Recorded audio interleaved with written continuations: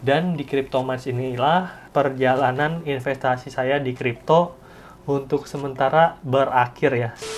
Hai, saya Andre dan pada hari ini ingin cerita pengalaman belajar saya seharga 250 juta. Pelajaran sangat mahal, jadi buat kalian yang mau tahu bisa simak videonya dari awal sampai dengan akhir. Selain itu, teman-teman yang juga pengen belajar lebih banyak dari channel ini, bisa klik tombol subscribe dan jangan lupa nyalakan lonceng notifikasinya agar nggak ketinggalan informasi seputar dunia keuangan. Oke, jadi pada video kali ini saya pengen cerita pengalaman belajar saya dari game NFT penghasil kripto yang bernama CryptoMines. Nah, mungkin kalian yang udah ngikutin channel ini, itu tahu kalau beberapa minggu atau beberapa minggu lah ya, beberapa minggu terakhir ini saya bermain game NFT yang bernama CryptoMines dan menghasilkan uang yang lumayan pada waktu itu. Saya pernah ngasilin 1 juta sehari, meningkat sampai pada akhirnya saya kemarin itu bisa menghasilkan sekitar 15 juta sehari. Tapi semua keuntungan tersebut belum saya realisasikan, jadi ya intinya sih sekarang nyangkut lah istilahnya, nyangkut. Jadi beberapa waktu belakangan ini saya mengenal sebuah game yang berbasis NFT atau berbasis blockchain, di mana banyak teman saya yang bisa menghasilkan uang dari situ. Dan kalau misalkan saya lihat review dari YouTuber-YouTuber lain, itu mereka ada yang menghasilkan puluhan ribu satu hari, ratusan ribu satu hari, ada yang jutaan, bahkan ada yang puluhan juta dalam satu hari. Itu kan sebuah nominal yang sangat banyak ya teman-teman. Gimana caranya lu bisa ngasilin jutaan rupiah dalam satu hari hanya dengan bermain game? Siapa yang nggak tergiur gitu kan? Apalagi kalau kita anak cowok, game kan kayak hobi gitu ya. Nah, jadi kita bisa ngasilin uang dari hobi yang kita mainkan.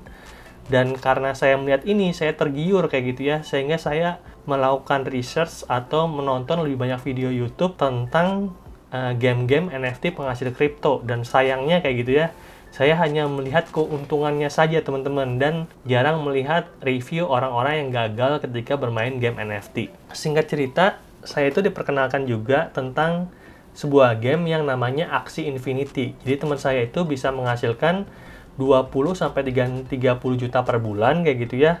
Dan ketika bermain game ini itu BEP-nya sekitar 2-3 bulan. Jadi kalau kita naruh modal 20 juta sekarang, 2 bulan lagi modal tersebut akan balik hanya dengan bermain game. Cuman saya lihat Axie Infinity ini kan kayak main Pokemon gitu ya.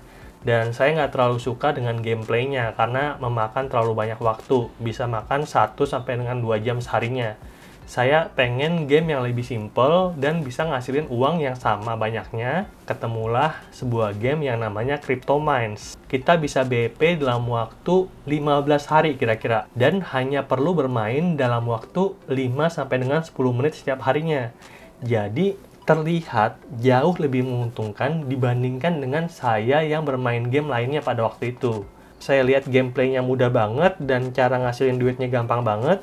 Saya awalnya naruh modal 12 jutaan.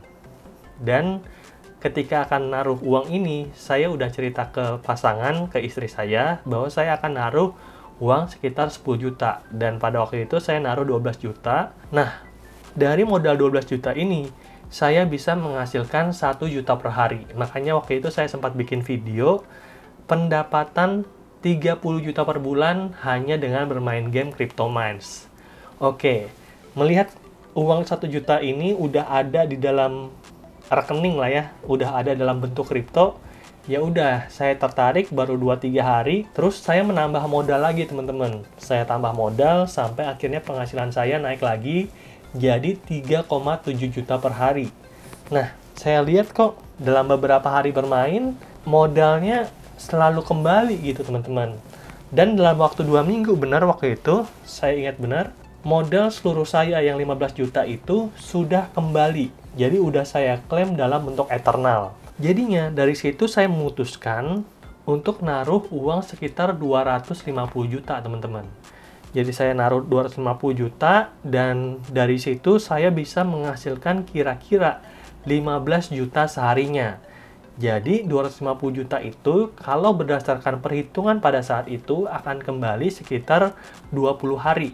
Ya kurang lah ya, 15 hari lah ya. Sayangnya pada saat saya masuk 250 juta itu, harga Eternal terus turun. Dari awalnya waktu saya masuk sekitar 100-200 dolar, naik ke puncak menjadi 800 dolar, turun terus menjadi akhirnya sekarang itu bergerak di kisaran harga 2 sampai dengan 3 dolar per eternalnya.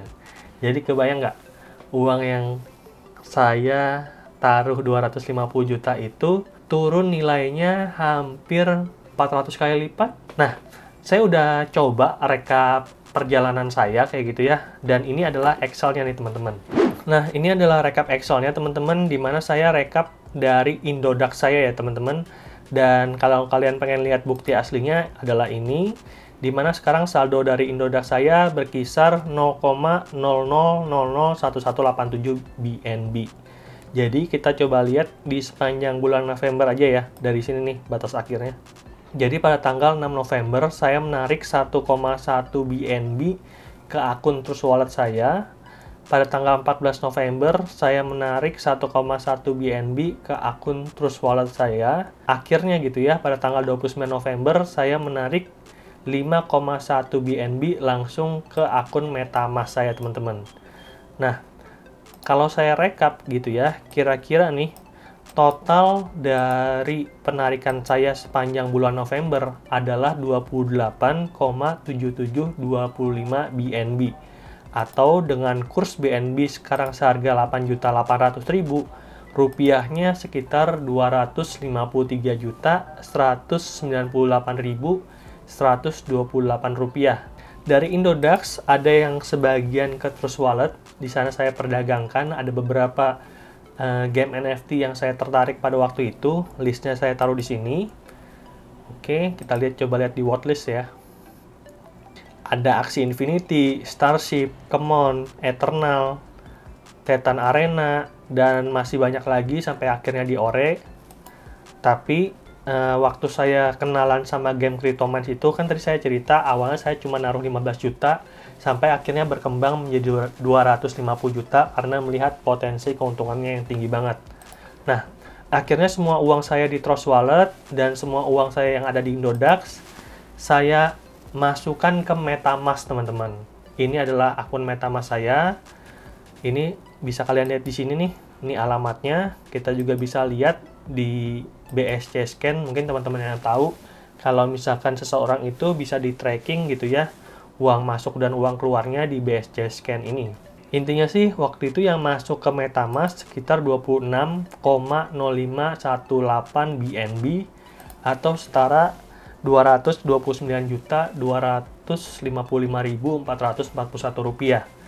Jadi semua uang yang ada di MetaMask ini kemudian saya teruskan lanjut ke Cryptomans teman-teman. Dan di Cryptomans inilah perjalanan investasi saya di kripto untuk sementara berakhir ya. Saya bilang untuk sementara karena saya nggak tahu ke depannya akan tetap invest di kripto atau enggak.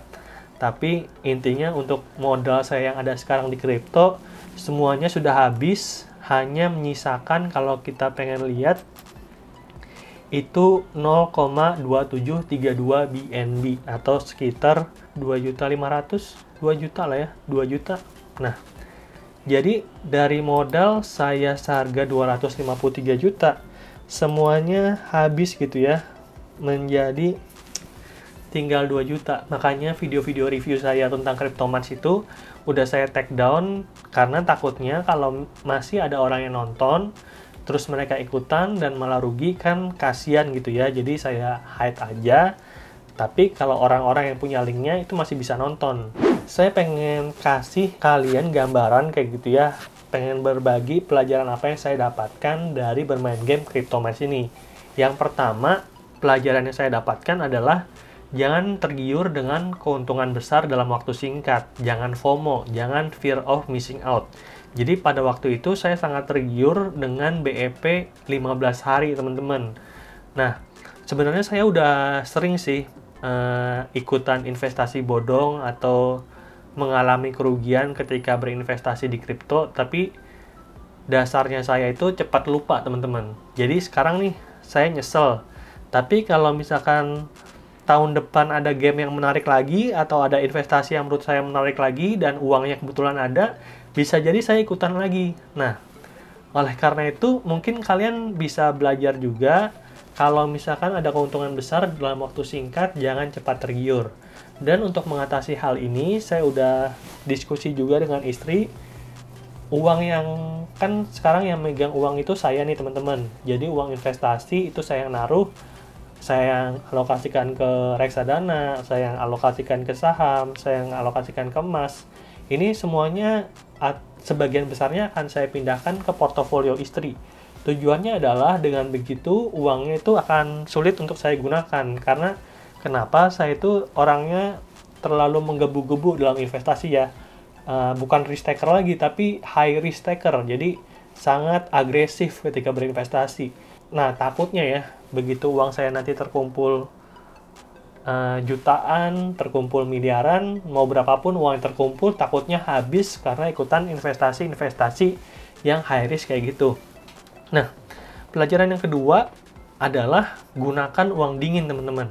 Jadi, 250 juta itu adalah kerugian uang cash saya, bukan saya dapatkan dari pinjaman manapun, itu murni uang cash yang saya punya.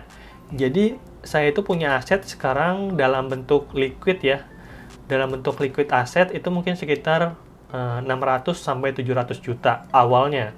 Tapi karena sekarang nyangkut di CryptoMines 250 juta, sekarang hanya menyisakan sekitar 450 juta. Jadi saya kemarin hitung-hitung asetnya yang liquid yang bisa saya cairkan dengan cepat itu sekitar 450 juta. Jadi turun banget. Jadi untungnya itu bukan utang, jadi saya nggak terlalu pusing, walaupun tetap pusing ya, tapi nggak sepusing mungkin orang-orang yang mengambil uang untuk bermain game dari hutang. Nah, itu adalah pelajaran kedua.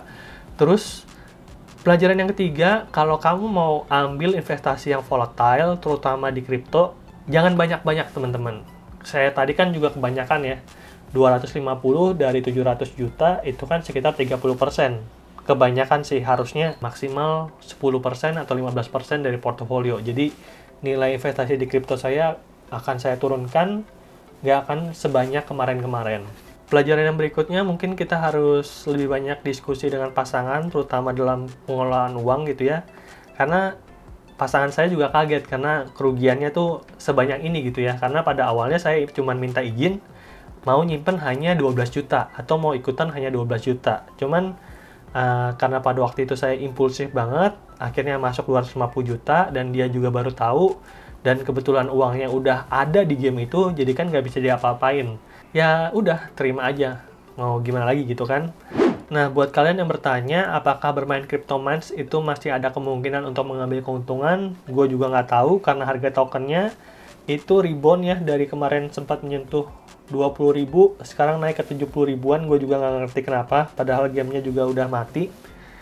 Di sini kan CryptoMines intinya sih berubah gitu ya, dari CryptoMines Legacy menjadi CryptoMines Reborn. Dan mungkin di versi kedua kita bisa balikin modal, nggak tahu juga. Gue masih mantau dulu aja, kalau misalkan ternyata harus masukin modal lagi, kayaknya enggak. Tapi kalau misalkan gue masih bisa bermain CryptoMines dari aset gue yang punya sekarang, ya udah gue ikutan. Tapi kalau misalkan harus masukin modal lagi, gue nggak akan masukin modal lagi karena 250 juta udah kebanyakan juga. Tapi kalau misalkan masih bisa bermain CryptoMines Reborn dengan aset gue yang sekarang ada, ya udah gue ikutan main. Oke, mungkin segitu dulu aja curhatan saya tentang pelajaran seharga 250 juta.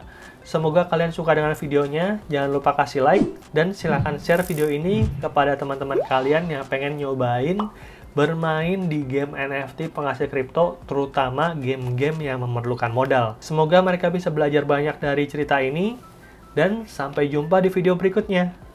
Dadah!